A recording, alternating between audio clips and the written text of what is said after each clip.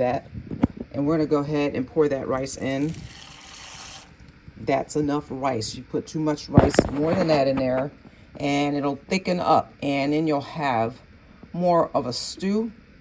I like the rice to float around in the water, but I put just a little bit of the water in initially so that the rice can move around and float around free. When you bump it up against other stuff, it starts to get sticky. This is a sticky rice, by the way. Cal's Rebels rice is a very delicious rice. I've been eating it for decades now, since I was in the military and discovered it.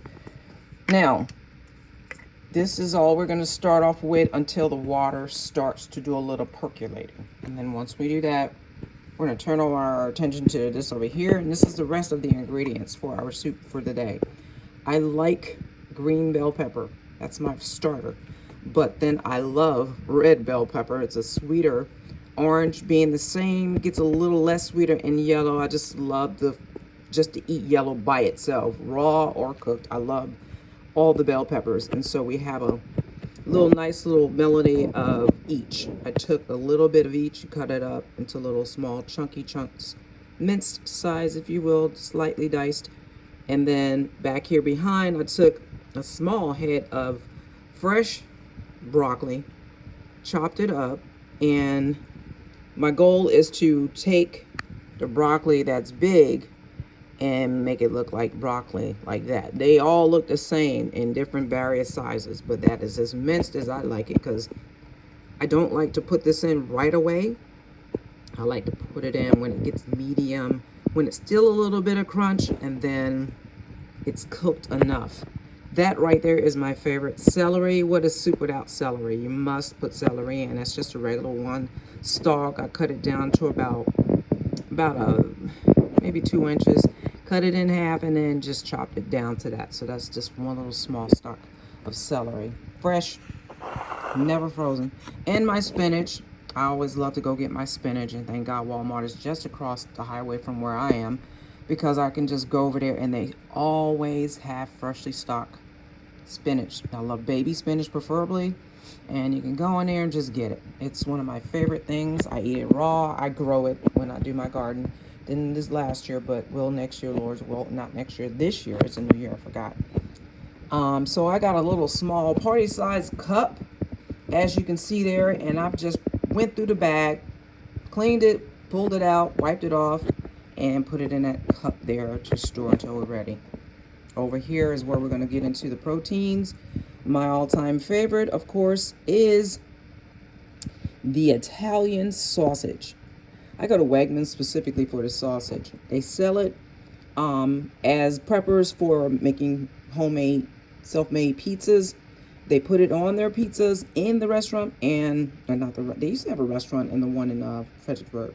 That's why I said that. But they do have these little pizza shops and sub shops and different ones, and you can find this. You can just purchase it. It comes in its container. They average about $6 or $7 for probably a pint of this stuff, but I love that sausage. I count them out and then I cut them in half, so that just makes it that much more in the soup.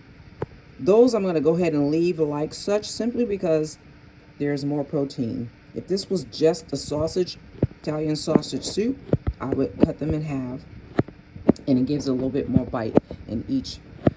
There you have one of my favorites. This is the boneless pork, let's say it like that. Boneless pork, country style rib. No bones, but it is delicious, a perfect bite. I take them, I put them in a 1 cup Ziploc bag. Walmart sells those, and I love them. They're very many, and you can put these in there. They come in little packages at the meat section of the supermarket, and you can just take that that little loin of meat and chop it up, or you can hit it, I use my little pounder here to get it nice and flat, and then you put it in the little Ziploc bag, freeze it, and then when you take it out, you don't take it out and thaw it out. I did that today simply because I'm working with all these proteins. but I usually just take it right out of the Ziploc bag, frozen, take my scissors, and I just chop and cut little slithers of meat. Same thing with the chicken. This is a chicken breast. Wegmans chicken, perfect chicken breast. They sell it over there in the individuals, and then they sell it over there in the packets of 3 or so. Family size, you can probably get 6. But I absolutely love their chicken breast. And I take it, cut it up, put it in a small little same size Ziploc bag, and then I freeze it, take it out, and then I cut it up in these small little individual sizes. Very tiny, but perfectly morsel for the soup. Then, of course, I love to do the Contessa's shrimp out of the supermarkets. Commissary I started, but other stores have them too. My preference is Commissary because it's a lot cheaper. But I take the shrimp. I don't like the tails of the shrimp, so I take the shrimp, I take the tail, and just cut it with a scissor.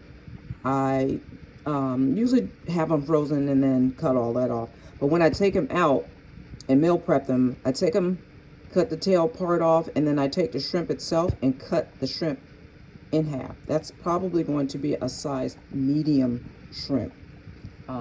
It's hard to tell in the cup, but that's medium. And I've basically seasoned this or marinated this and kept it sitting with a salmon season. I'll show you in just a sec.